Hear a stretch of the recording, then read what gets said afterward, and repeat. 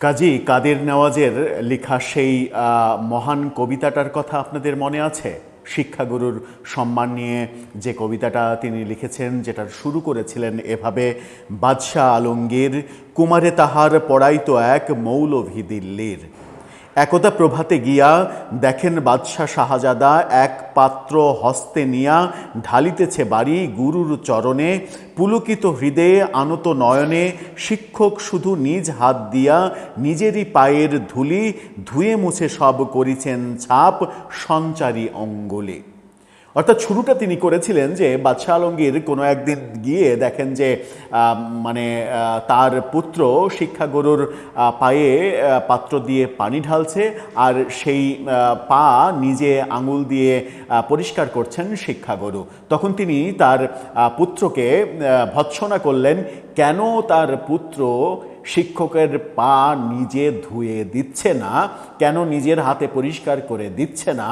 সেই জন্য সেই অপারগতার জন্য তিনি তার পুত্রকে শাহজাদাকে তিনি ভৎসনা করছেন। তাই কবি কাদের নেওয়াজ কবিতাটা শেষ করেছেন এভাবে যে, আজ হতে চির উন্নত হলো শিক্ষাগুরুর শির, সত্যই তুমি মহান উদার বাদশাহ আলমগীর। কিন্তু আজকে আমার দেশে, আমার সমাজে শিক্ষাগুরুর শির কি উন্নত আছে, নাকি শিক্ষাগুরুরা আজকে মববাজ, জঙ্গি, টোকাই, ইউনুসের ক্ষমতালোভী টোকাইদের হাতে বিগত ১.৫ বছরেরও বেশি সময় ধরে নির্যাতিত হয়েছেন, নিপীড়িত হয়েছেন, মার খেয়েছেন, মবের শিকার হয়েছেন, জীবন দিয়েছেন, স্ট্রোক করে মৃত্যুর ঘটনা ঘটেছে, পুরো বাড়ি আক্রান্ত করা হয়েছে, জ্বালিয়ে দেওয়া হয়েছে। এই ঘটনাগুলো শিক্ষাগুরুর ব্যাপারে বাদশাহ আলমগীর যে অনন্য নজির স্থাপন করেছিলেন, সেই ঘটনাটা মনে করিয়ে দেয়। আর নিজেদের মনে একটা বড় ধরনের আফসোস তৈরি হয় যে বাদশাহ আলমগীর একজন বাদশাহ হয়ে তার ছেলেকে কিভাবে ভৎসনা করেছিলেন যে শিক্ষকের পায়ে নিজে হাতে কেন পায়ের ময়লা পরিষ্কার করে দিচ্ছে না, শুধু কেন পানি ঢেলে দিচ্ছে। অথচ ওই জায়গায় বসে প্রফেসর ইউনুস তার ছাত্রদের শিখিয়েছেন কিভাবে শিক্ষকদের মারতে হবে, শিক্ষকদের ধমক দিতে হবে, শিক্ষকদের মেরে ফেলতে হবে, শিক্ষকদের উপরে মব তৈরি করতে হবে। এই ব্যাপারগুলো তিনি মেটিকুলাস ডিজাইনে শিখিয়ে গিয়েছিলেন, যার ভয়াবহ চিত্র আজকে কালের কণ্ঠের রিপোর্টে উঠে এসেছে।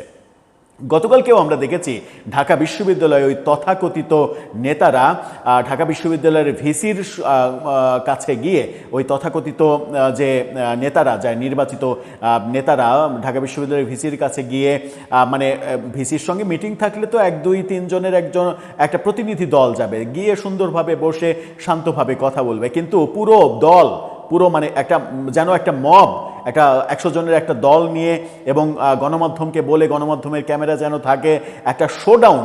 এই যে শোডাউন এবং ভিসির সঙ্গে যাচ্ছে তাই খারাপ ব্যবহার। ভিসি তখন বলতে বাধ্য হচ্ছেন, তুমি এইভাবে কথা বলতে পারো না আমার সাথে।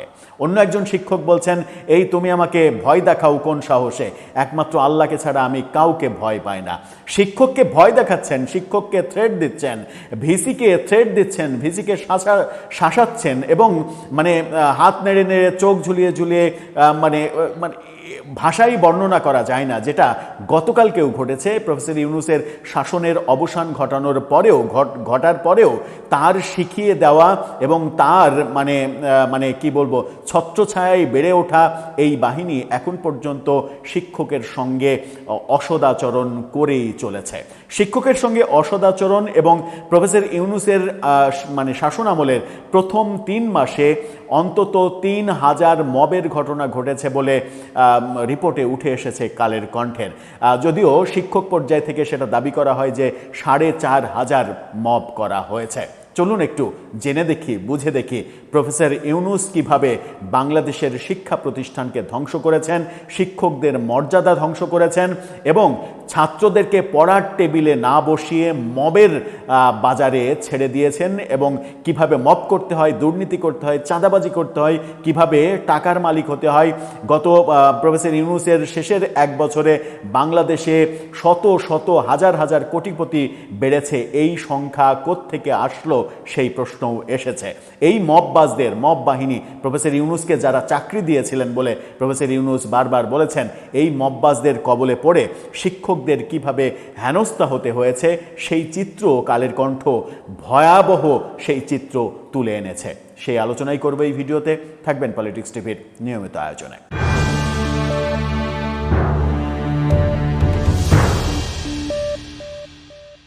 দর্শক, বলছিলাম কালের কণ্ঠে উঠে আসা শিক্ষক নির্যাতন, শিক্ষকের ওপরে মব, শিক্ষা প্রতিষ্ঠানে মব, সেই ঘটনা যেটা উঠে এসেছে সেই ব্যাপারে বলছিলাম।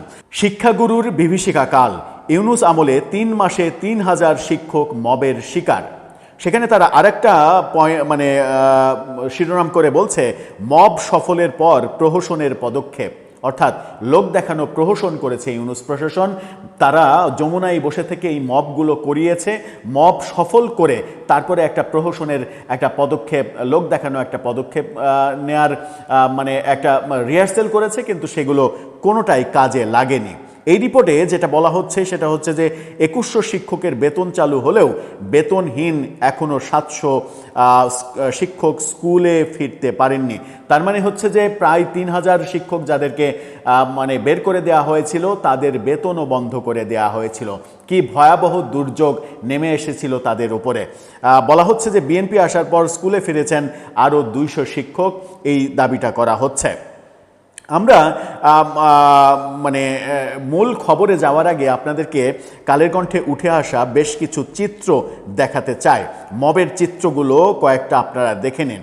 আপনারা প্রথম ছবিটা দেখে নিন। প্রথম ছবিতে এখানে আমরা দেখছি যে 11ই August 2024 Viqarunnisa Noon school and কলেজে তৎকালীন অধ্যক্ষ কেকা রায়চৌধুরীকে জোরপূর্বক পদত্যাগে বাধ্য করা হয়। এতে নেতৃত্ব দেন বর্তমান অধ্যক্ষ মাজেদা বেগম এবং অ্যালামনায়ের সভাপতি ইফফাত গিয়াস আরেফিন। তাদের নেতৃত্বে এই মব, ছাত্রীরা এই মব তৈরি করে। এরপরের ছবিতে দেখুন, সেখানে বলা হচ্ছে ঢাকার ঘটনা এটা। 29 ডিসেম্বর 2024 উত্তর কাফরুল উচ্চ বিদ্যালয়ের প্রধান শিক্ষক শাম্মী আক্তারকে পদত্যাগে বাধ্য করা হয়। এরপরে ঢাকার খবরই 18 আগস্ট 2024 বাড্ডার আব্দুল খালেক উচ্চ বিদ্যালয়ের প্রধান শিক্ষক আয়েশা আক্তারকে বের করে দেয়া হয়। নারীদের ক্ষেত্রেও তারা শারীরিক নির্যাতন করতেও দ্বিধাবোধ করেনি।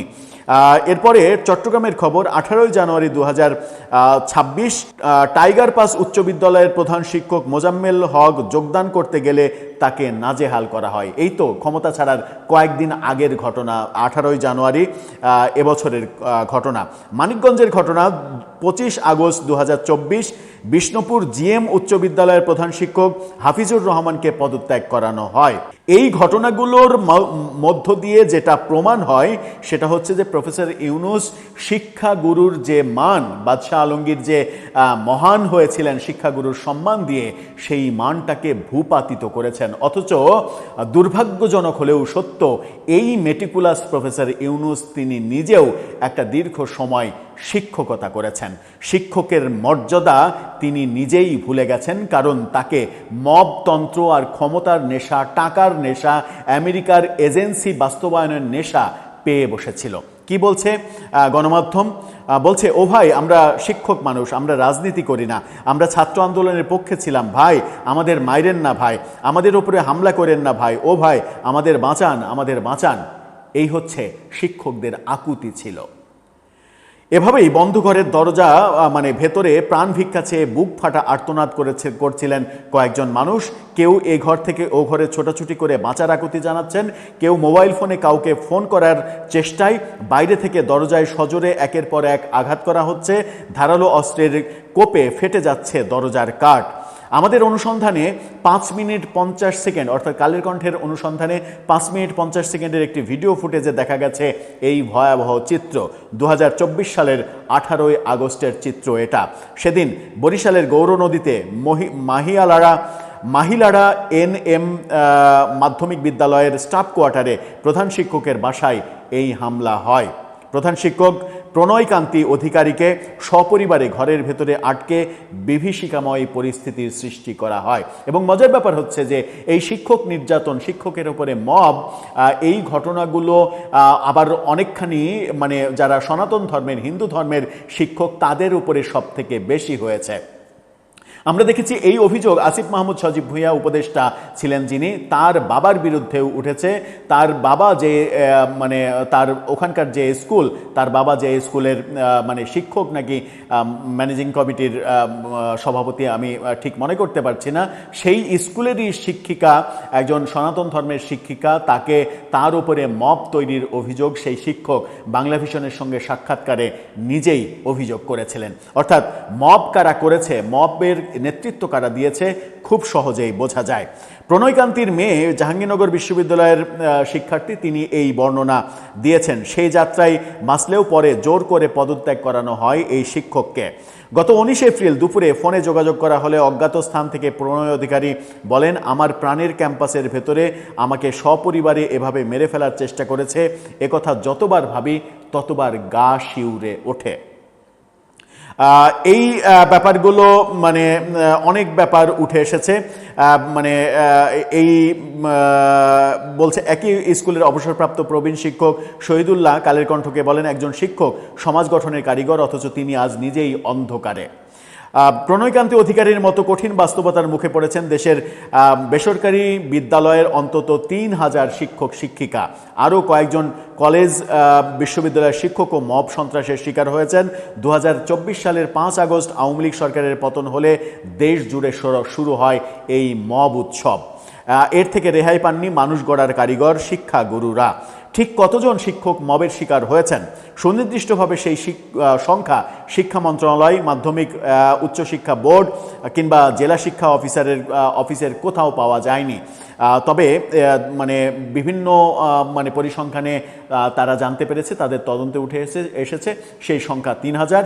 যদিও বেসরকারি শিক্ষকদের পক্ষ থেকে, সংগঠনের পক্ষ থেকে বিভিন্ন সময় দাবি করা হয়েছে এই সংখ্যা 4500-এর বেশি। কালের কণ্ঠের পক্ষ থেকে বিভিন্ন শিক্ষা প্রতিষ্ঠানে খোঁজ নিয়ে তারা এই রিপোর্ট করেছে। তারা বলছে যে বেশ কিছু ঘটনার কথা তারা বলছে। ঘটনাগুলোর মধ্যে একটু যাই। শিক্ষকের জামা কাপড় ছিঁড়ে মারধর। 2024 সালের 24 অক্টোবর নোয়াখালীর বেগমগঞ্জে নরোত্তমপুর উচ্চ বিদ্যালয়ের প্রধান শিক্ষক ইউনুস নবীকে জোর করে বের করে দেয় বিদ্যালয় পরিচালনা পরিষদের সাবেক সভাপতি মুক্তার হোসেনের নেতৃত্বে মব বাহিনী। তখনকার উপজেলা মাধ্যমিক শিক্ষা কর্মকর্তা মুতাসিম বিল্লার সামনেই এই ঘটনা ঘটে। এরপরে বেগমগঞ্জ ইউনিয়নের জেলা প্রশাসক বরাবর মানে অভিযোগ দেন এই শিক্ষক, কিন্তু কোনো কাজ হয়নি। এক উপজেলায় মবের শিকার 4 শিক্ষক। 2024 সালের 5 আগস্টের পর চট্টগ্রামের সীতাকুণ্ডে অন্তত 4 জন শিক্ষক মবের শিকার হন। একই উপজেলায় এই ঘটনাটা ঘটে। 2025 সালের 18 আগস্ট গোলাম নূরকে জোর করে পদত্যাগের চেষ্টা করানো হয়। অস্বীকৃতি জানালে তাকে স্কুল থেকে বের করে দেয়া হয়। ভিকারুন্নেসায় স্বার্থ হাসিলের মব। ভিকারুন্নেসায় যেটা হয়েছে, মানে এখন যিনি মানে হেডমাস্টার হিসেবে আছেন, তিনি তার নেতৃত্বে এবং আরেকজনের নেতৃত্বে ছাত্রীদের নিয়ে এই মব তৈরি করেছেন এবং সেখানে স্বার্থ হাসিলের জন্য এই মব তৈরি করা হয়েছে এবং এই মবের পৃষ্ঠপোষকতা দেওয়া হয়েছে সরকারের পক্ষ থেকে, এমন তথ্য উঠে এসেছে। শ্রেষ্ঠ শিক্ষককেও, শ্রেষ্ঠ অধ্যক্ষকেও পদচ্যুত করা হয়েছে। 2023 সালের ঢাকার ধামরাই উপজেলার শ্রেষ্ঠ শিক্ষা প্রতিষ্ঠান নির্বাচিত হয় Suapur Nannar school and college. একই বছর উপজেলার শ্রেষ্ঠ শিক্ষা প্রতিষ্ঠান প্রধান নির্বাচিত হন ওই কলেজের অধ্যক্ষ আনোয়ারুল ইসলাম তালুকদার। অথচ 2024 সালের 5 আগস্টের পর এই অধ্যক্ষকেই জোর করে পদত্যাগ করানো হয়। এরকম হাজারো উদাহরণ কালের কণ্ঠ তাদের বিশাল রিপোর্টে তুলে এনেছে। এই উদাহরণগুলো যখন তারা তুলে আনলো, তখন মানে বাংলাদেশে মবের যে অবস্থা, মব নিয়ে যে এত কথা, মব কিভাবে পৃষ্ঠপোষকতা পাচ্ছে, সেই ব্যাপারগুলো আমরা একেবারে স্পষ্ট বুঝতে পারছি। আমরা যখন এই স্পষ্ট ব্যাপারগুলো বুঝতে পারছি তখন ব্যাপারগুলো একটু প্রশ্নবোধক চিহ্ন হয়ে দাঁড়ায় যে প্রফেসর ইউনুস নিজে একজন শিক্ষক, তার শিক্ষামন্ত্রী একজন শিক্ষক, তার আইনমন্ত্রী একজন শিক্ষক, আরও একাধিক, ওয়াহিদুদ্দিন মাহমুদ তার পরিকল্পনা মন্ত্রী, তিনি একজন শিক্ষক। এত শিক্ষক তার ওই মানে মন্ত্রিপরিষদে রেখেও শিক্ষকের মর্যাদা তিনি রাখতে পারেননি।